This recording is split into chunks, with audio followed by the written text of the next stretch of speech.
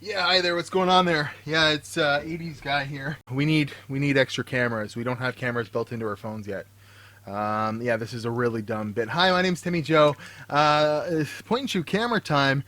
Almost getting obsolete, these things, unless they're really expensive, full frame sensor ones from Sony or Panasonic, that have, full frame or APS-C or 1-inch sensors in them. The point and shoot's kind of going the way of the dodo bird. I picked one up for a steal of a deal here. This is the Sony HX60V, and I wanted to do a little review on it. I was hoping I could use it for some, in-studio camera work and stuff like that. And once I got it home and started playing with it, I was a little disappointed. It is 2017, and things have really gotten crazy in the cell phone space, so I always want to gauge, does a camera have better video than my cell phone? And in this case, I was a little disappointed. So cue an intro. We're going to talk all about the Sony HX60.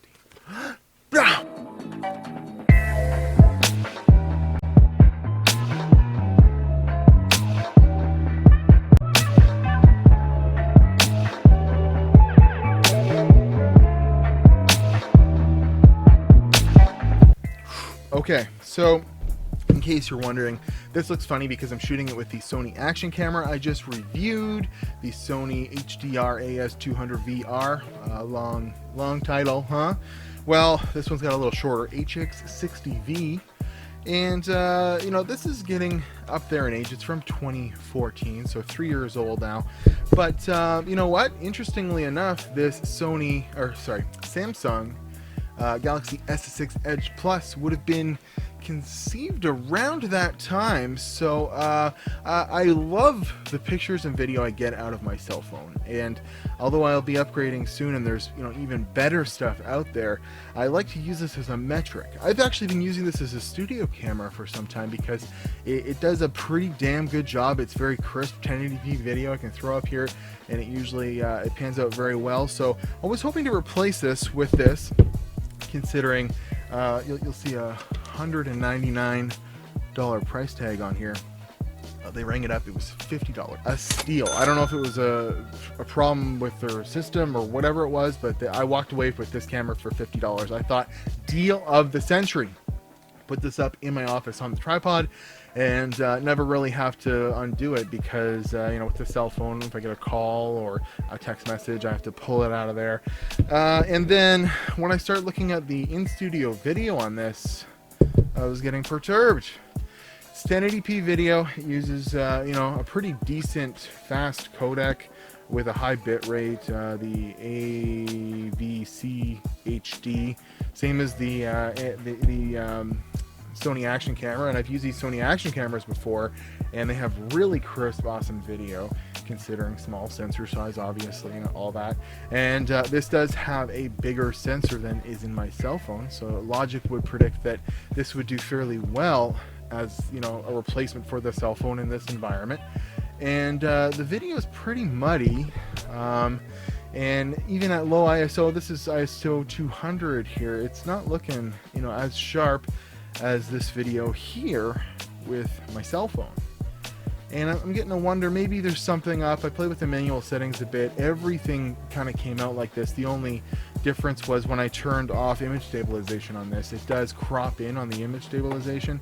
I gained a bit of clarity and sharpness when I turned that off on here, but not enough to say that it outperforms the cell phones. So I also took this outside for some tests in super bright wintry white light, and when you put my cell phone side by side with the Sony here, the Sony looks better because it's got image stabilization and it's just bright as all hell outside. But the cell phone obviously almost looks the same, quality wise or sharpness wise. And if we get into the pictures, you get the super zoom on this. This has got a 30 times zoom, and you get manual controls, and it's it's a camera. It's not a cell phone, so it's going to have its advantages. It does have a little hot shoe. It does have a real xenon flash on it. and it does go up to 60 times zoom, but the pictures are fairly, you can see a difference here, quality difference isn't much. So we take the Sony out to the lake and do some zoom tests here. Here's zoomed out, and here's zoomed in on some ice huts, and I find that the zoom actually degrades the quality a bit on the pictures. Obviously there's going to be an aperture change here, but it shouldn't change the sharpness of the pictures. But you can see if I crop in here, this ice hut looks a little weird and funky in this little bit. So really has me wondering, what good is this in 2017 to have a point and shoot, unless you're spending the money to get an RX 100 or the Panasonic version of that LX 100 or whatever with the 1-inch sensor size.